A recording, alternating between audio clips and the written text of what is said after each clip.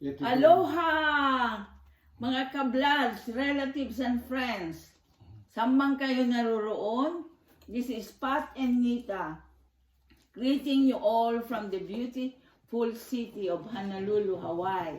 Narinig ko yung ano mo, ang dapat ay aloha. Yun ang aking sinasabi. Okay? Ano bang gagawin natin? Just follow. Anong just follow? Di ba sa Bible study, ikaw ay karnero?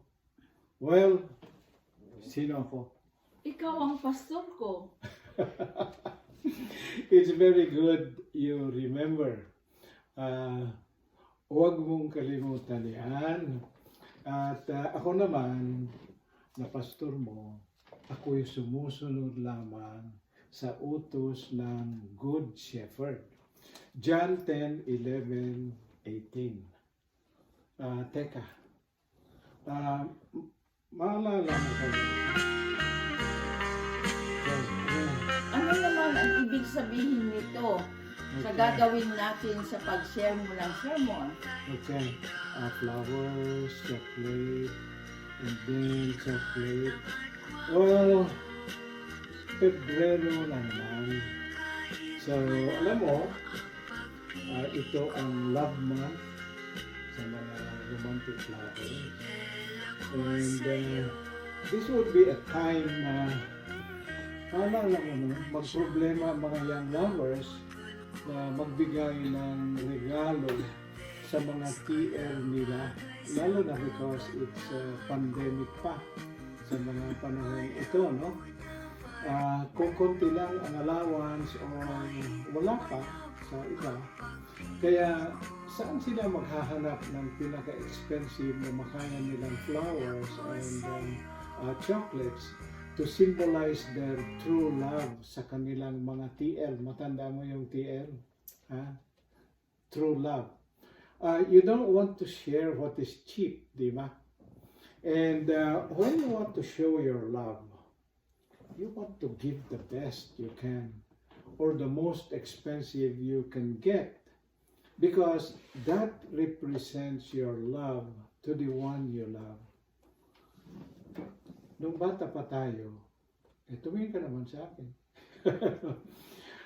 Pati LTL ako noon, pero sa ngayon, SL na lang ang ibibigay ko sa iyo. Ano naman ang SL? Well, ang SL, it is, tignan natin kung lalabas na diyan. SL. So, yan ang sacrificial love. This is the first of the series of love worth sharing. So, makita mo yan. Yan ang series ng mga messages ni Ptr Mark Awaaw ngayong love month of February. Pag-usapan natin kung ano ang sacrificial love. Bakit naman nakaupo ka ngayon at isinama mo pa ako? Yeah. Kasi, ang ine-expect ng mga tao, habang ako'y mag-share ng sermon, ako'y nakatayo. Di ba? Pero, iba ngayon, di ba? Ito ang Valentine's special natin.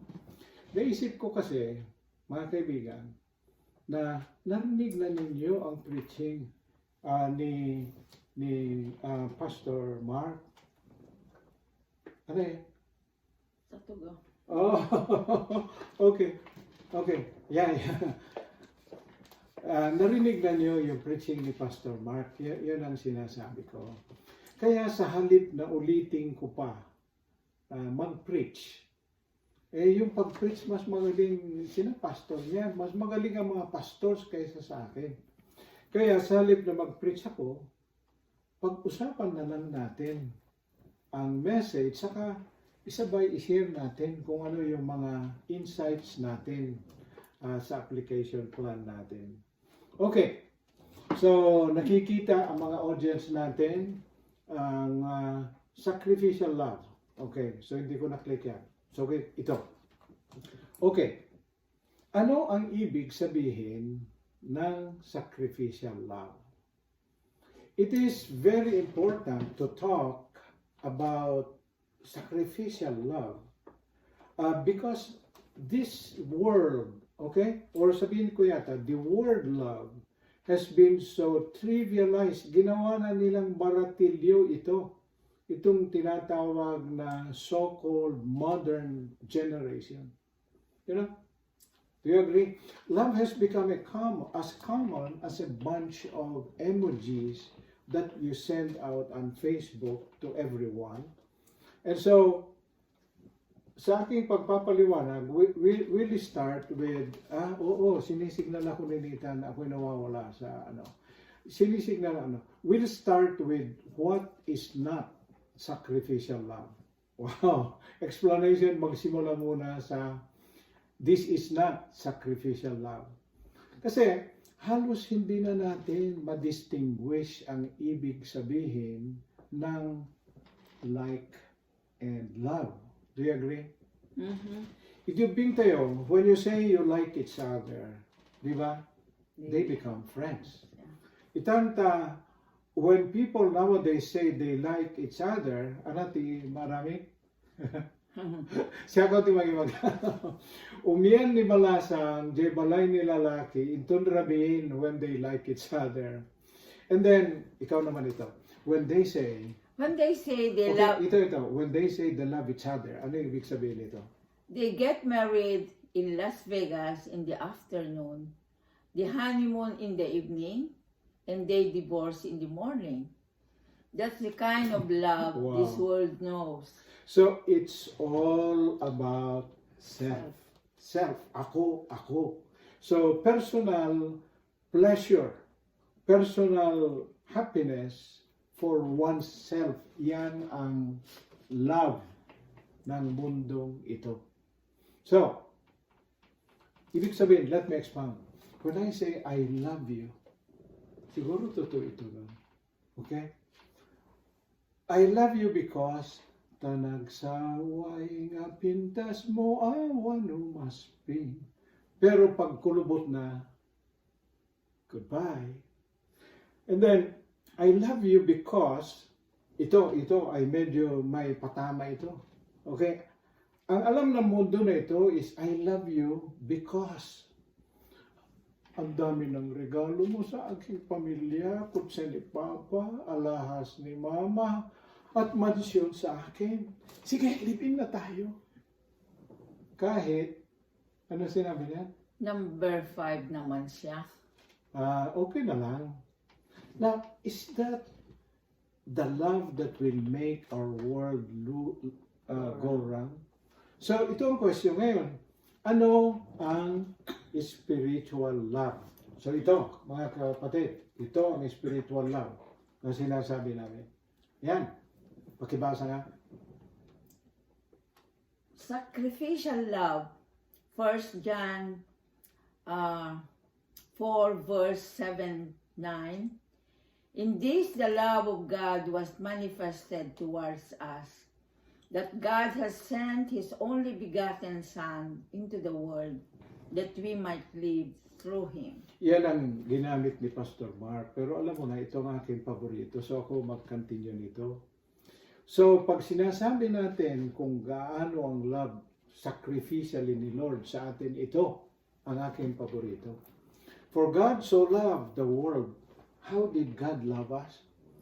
Yung pamamahal niya, He gave His only begotten Son. Ano mangyayari sa pagbibigay niya ng kanyang begotten Son? So that whoever believes in Him should not perish, but have eternal life. Okay.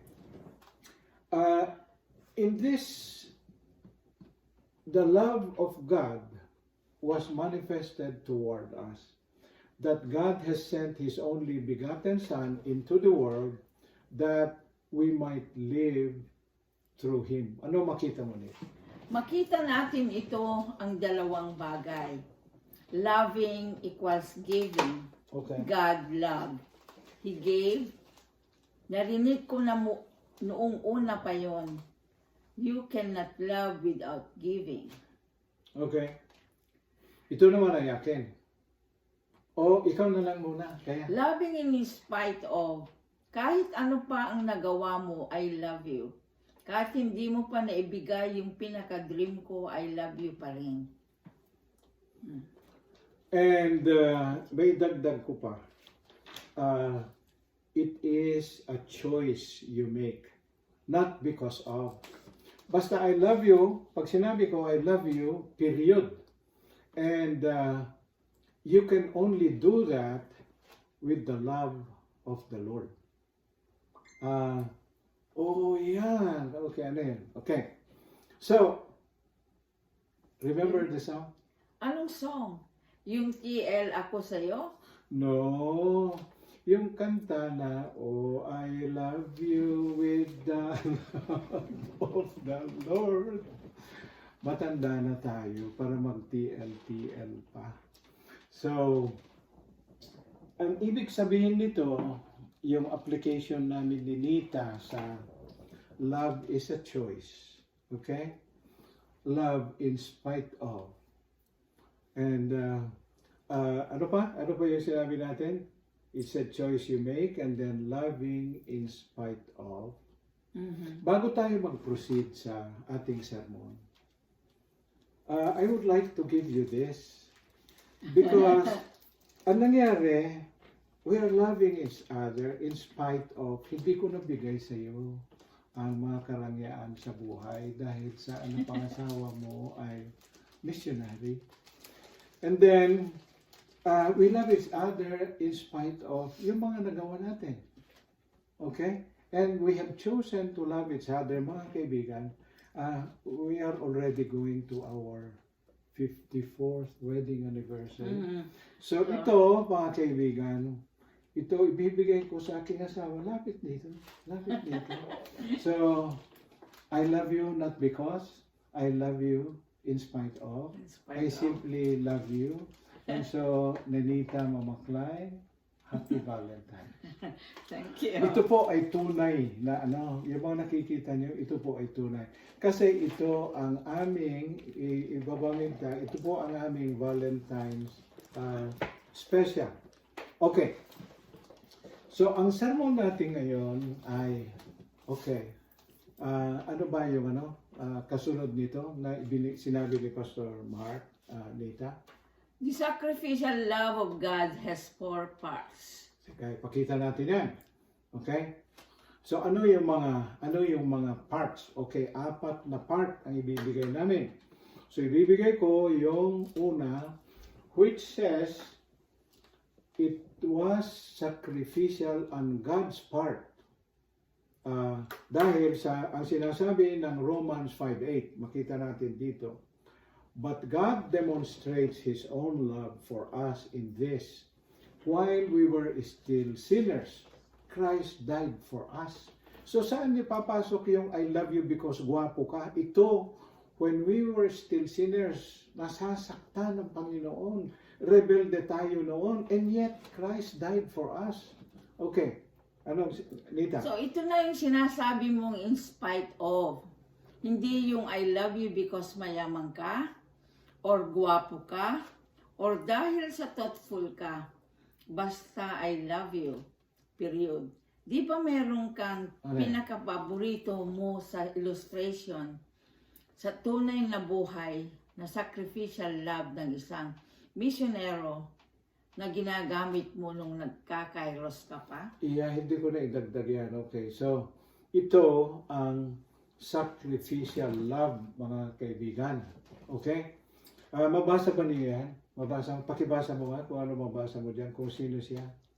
Ito siya, hero ko siya. I would have liked to be like him. Yeah, sabi ko yan. Man So of valor. ito ay man of valor. Ito ang hero na gusto ko sana maging. Kung halimbawa ako'y nasa Itbulaga, ano ang gusto mo maging? Ito ang gusto kong maging sana kung mas bata ako. So let me introduce kung sino ito. Okay? Diyan, mabasa ba niya, Nita? Okay. Ito ay isang 29-year-old na American Christian missionary killed during Operation Auca to evangelize Roni people of Ecuador in 1952. Ang love story nila napakaganda. Now, maraming missionary ang namatay sa mission field, pero ito ay naiiba ito. Ito ang aking hero na babae. Okay, sino siya? Siya ay si, mabasa mo dyan? Elizabeth Howard. Okay, si Elizabeth Howard, missionary rin. Nag-meet sila, okay, ni James or Jim Elliot noong 1953. Pareho silang missionary. Nandun sila sa Ecuador. And so, just like any couple in love, they nagkaanak sila. And then, noong 1955, namatay. Pinatay. Binurder si Jim Elliot. And then, ano gagawin mo pag minarder ang asawa mo dyan sa Ecuador where you went there for missionary? Mag-alsabalutan ka na, di ba? Okay. Pero itong heroine ko na si Elizabeth Howard, she continued staying in Quechua. At sa halip na umuwi, nag-aral siya ng dialect ng Huao o Roni people group. Ito yung pumatay sa kanyang asawa. 5 silang lahat, naka-helicopter sila, and then naglanding sila doon sa papunta nila, and then pagbaba, pinatay. Okay? Okay. So, nung natuto na si Elizabeth Howard Elliot, noong 1958 to 1963, she and her child, together with the wife of the pilot, Saint yata ang apelyado ng pilot na yun. And then they went to the Huauroni tribe and ministered to the tribe that killed her husband and led many of them to Christ. Meron akong movie sa kanilang buhay. Kasi sa Kairos ko pinapalabas yan. So pasensya ka na. Yun ang aking heroine. Ay hindi ka pa naman handa yata maging missionary, di ba? Okay, okay. Now, what is the legacy na iniwan ni Jim Elliot? Ito ang naging favorite ko, okay? Ito, mabasa mo ba yan? Basahin mo nga. Diyan mo basahin. Okay. He is not a fool who gives what he cannot keep to gain that which he cannot lose. Wow, mabigat yan. Mabigat yan, Nita. Sige, paliwanag mo nga. Mukhang malalim yata masyado yan. Malalim nga. Dahil sa ang karamihan nga ng tao ay accumulate lang ng kayamanan ang ginagawa. Yung iba nga sa gobyerno sa Pilipinas, commentator na naman ako nito, ipagbibili pa nila ang kanilang kaluluwa para sila'y yumaman. Pati COVID, pagkakwartahan pa yata. Pero itong si Jim Elliot, parang ang sinasabi niya ay ipamigay mo ang lahat ng kayamanan mo. Dahil hindi mo naman madala sa langit, para maangkin mo ang hindi mawawala sa buhay walang hanggan. Okay. Wow, mabigat yan. Mabigat yan. Mabigat yan, kapatid. Okay. Now, ibig sabihin, ipamigay mo ang kayamanan mo dahil sa hindi mo madala sa langit. And then yung pagbibigay mo sa lahat ng hindi mo madala, kung yun ay magbubunga that you gain something that you will not lose, yung eternal life yan, di ba? So, yan ang ibig sabihin. So, well, hindi alibay yan na hindi tayo mayaman, but yan ang aking prinsipyo sa buhay. Okay? Kung mayroon lang sana akong may pamigay, if only to win more souls, ibibigay ko lahat. Okay, and alam niyo mga kapatid, this is not where the story ended. A few years ago, I read an update about a young pilot. Mukhang Nate Saint ang pangalan yata nito. Ito ay grandson ng piloto na namatay na kasama ni James Elliot. Okay? ang ginawa nitong pilot na ito ay bumalik sa Ecuador para bumisita at magtrabaho rin sa mga Huawo Rome. Wow! Mga kapatid, wala akong maisip na pinakamalapit sa sacrificial love na illustration na kapares nito. Yung pumatay sa asawa mo, Nita, okay? Mag-sacrifice ka ba to live with them so they would be saved? Okay, huwag mo na sagutin yan. But our Heavenly Father did much more. But as many who received Him, but as many who received Him, to them He gave the right to become children of God. Okay? To those who believe in His name. So mga kapatid, gusto ko lang na may emphasize, hindi lang tayo pinatawad ng Diyos, ginawa pa niya tayong anak. Okay? Anong kasunod, Nita? It was selflessness. Selflessness on Okay. Christ's part. Okay. It was selflessness On Christ's on Christ's part. part. So, ito yung mga 4 part na sinabi natin sa sacrificial love ni Lord. So, ito, ang bersikulo nito ay in your relationship, sabi ng Philippians 2:5-8, in your relationships with one another, have the same mindset as Christ Jesus, who being the very nature God, medyo pa atras kaya talita, na-cover mo yata, who being in a very nature God, did not consider equality with God something to be used to His own advantage. Yung aking note ay, in-underlinean ko yan, okay? Being found in appearance as a man, He humbled Himself by becoming obedient, okay? Even unto death on the cross.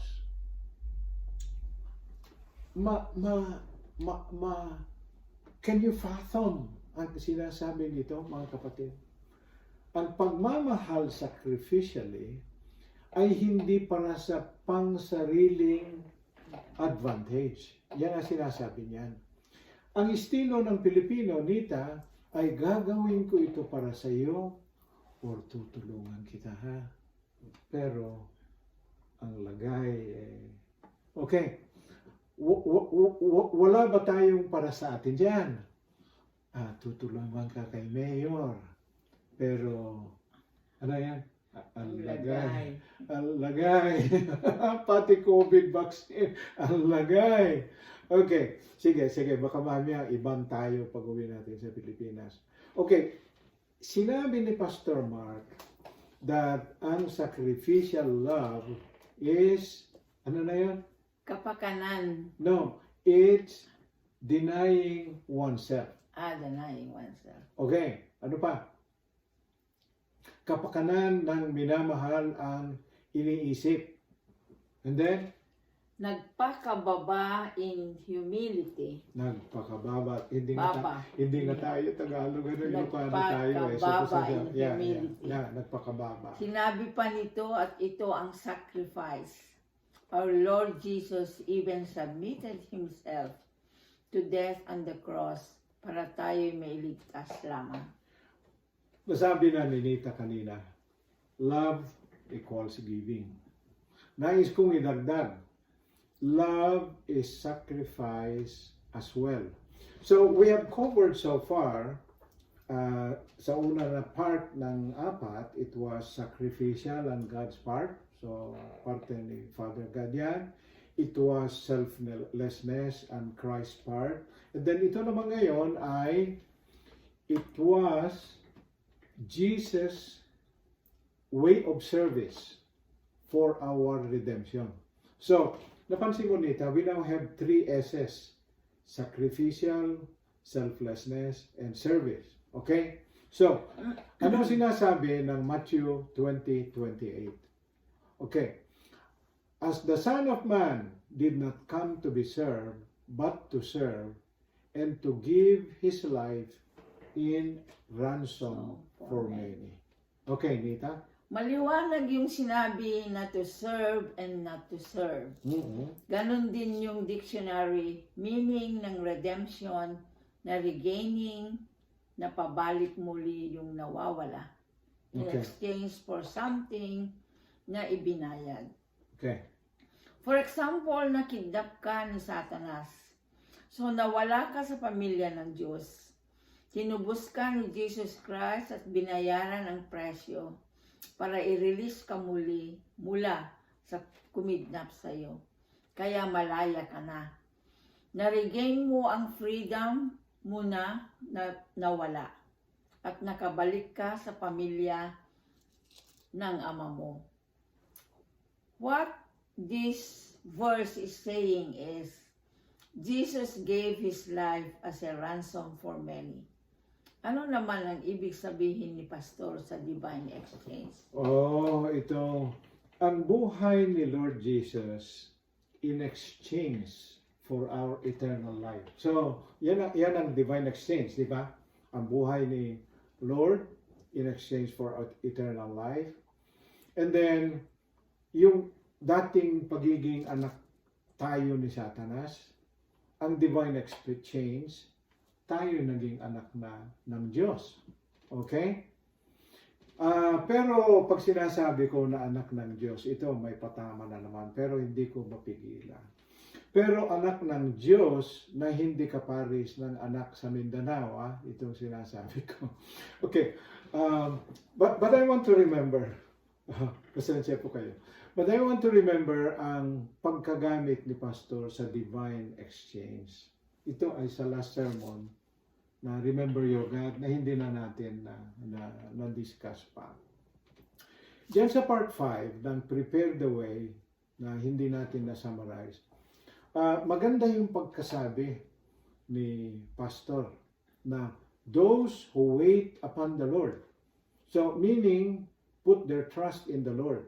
Sabi niya, they shall renew their strength, they shall rise on wings like eagles. Yun ang sinabi, pero diretso natin ito. So, ang ibig sabihin nito, ipagkatiwala mo ang buhay mo kay Lord at ang kahinaan mo at papalitan niya ng strength.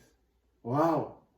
Ang kakulangan ng abilidad mo, papalitan niya ng kanyang enablement. Kakayanin mo ang gawain, kapatid, through His strength and enablement. Parang sinasabi niyan. And then, ang kakulangan mo, Nita, okay, ay papalitan niya ng kanyang completeness. Okay? Para masabi mo, I lack nothing in God. And then, ang kasalanan mo ay bigyan niya ng kapatawaran. Ang iyong filthiness, hugasan niya ng kanyang dugo at ikaw ay maging white as snow. Kaya mga kapatid, kahit ano paman ang paghihirap natin sa mga panahon natin ito, meron tayong Diyos na mapagkatiwalaan dahil Siya ang ating Redeemer. Siya ang ating Savior, Lord. And wala akong narinig sa iyo na amen. Okay. So, medyo na-excite ako niya. Now, the fourth part of God's sacrificial love involves us. Okay. Tignan natin dyan sa... Okay. Oh, bakit ano yan? So, ito na. It requires transformation on our part. So, binigay na ni Lord yung tatlo. Itong pang-apat ay, ito naman ay galing sa atin. Ang pagmamahal kasi ng Diyos includes transformation. Dahil sa labis na pagmamahal ng Diyos sa atin, ay gusto niya na maabot natin ang kanyang goal para sa atin na mabasa natin sa Romans. Sige, pakibasa nga ang Romans, Nita. Okay, ito. Okay. For those whom He foreknew, He also predestined to be conformed to the image of His Son, in order that He might be the firstborn among many brothers. So, ang ibig sabihin nito na dapat maintindihan natin mga kapatid ay ang pagmamahal ni Lord involves discipline. Okay? So, bakit sinabi ko yan? Okay, tignan niyo ito. Okay, sa Hebrews 12:6, for the Lord disciplines the one he loves and chastises every son whom he receives. Di ba madalas i-correct ko ang mga anak ko? And then pati na rin ikaw sometime.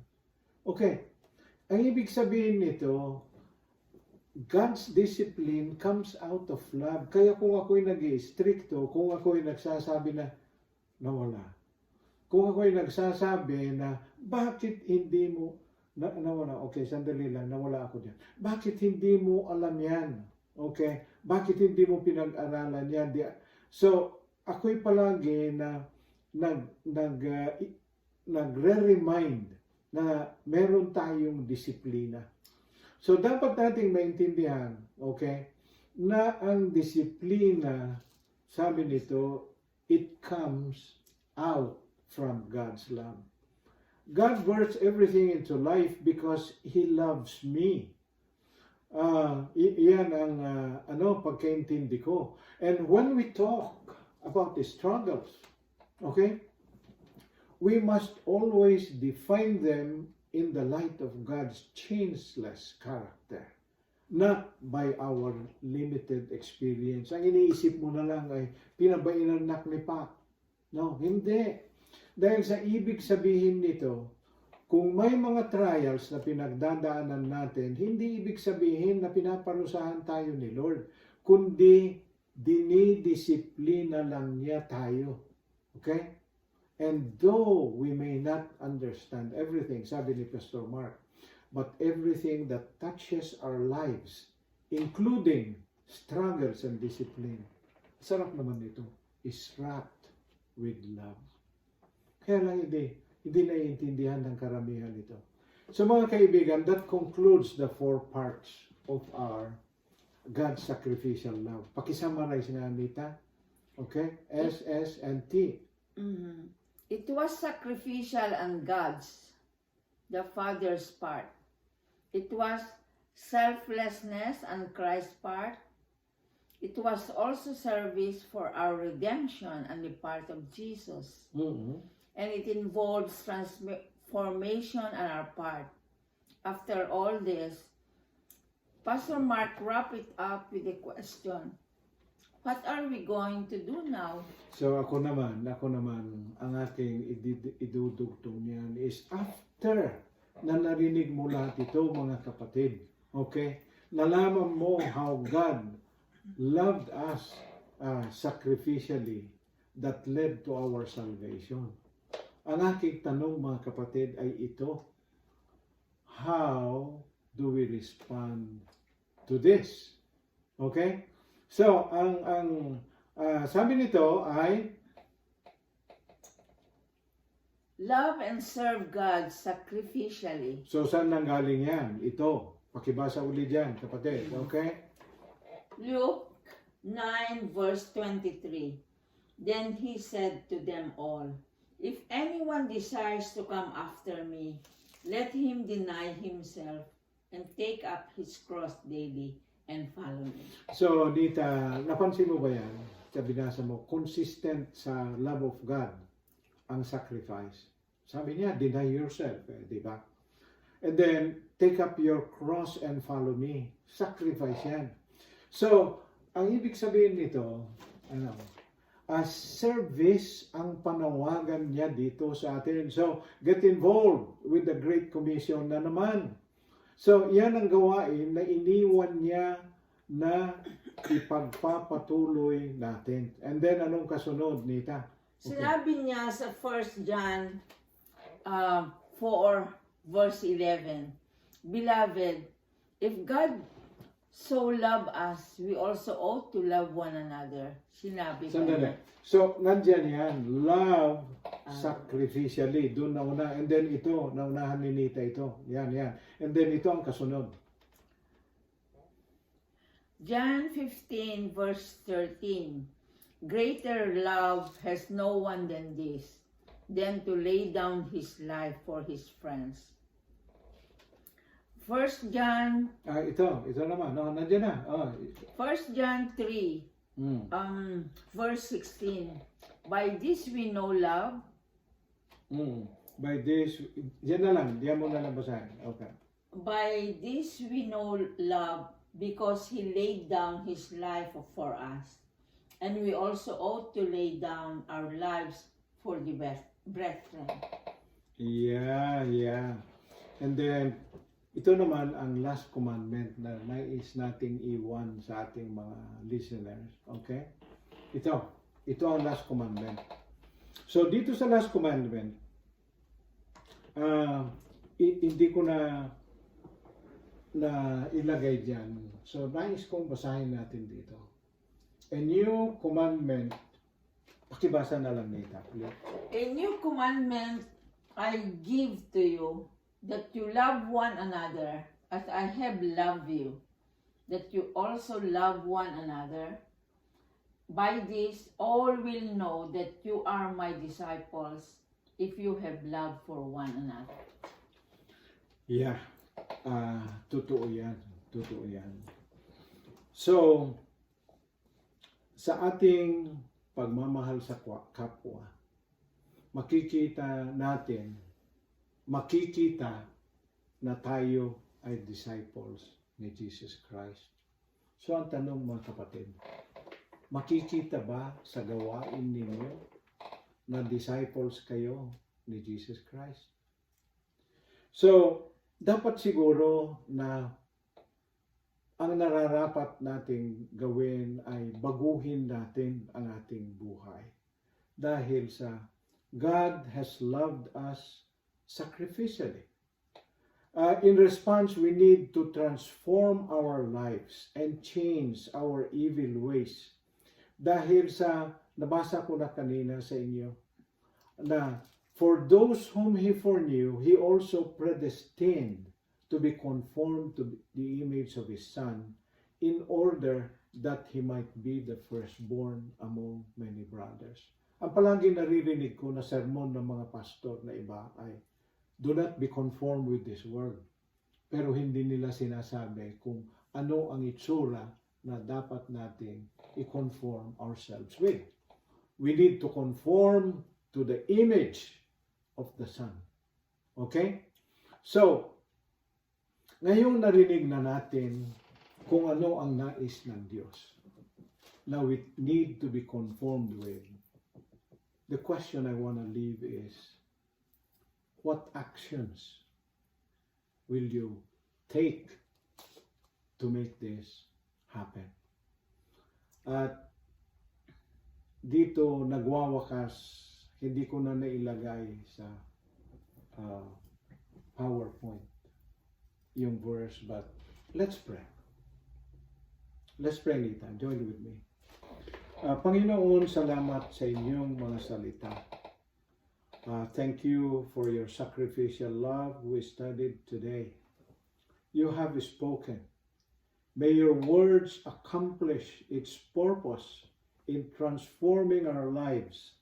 When you said, for the word is living and active, sharper than any two-edged sword, piercing through the division of soul and of spirit, of joints and of marrow, and discerning the thoughts and intentions of the heart.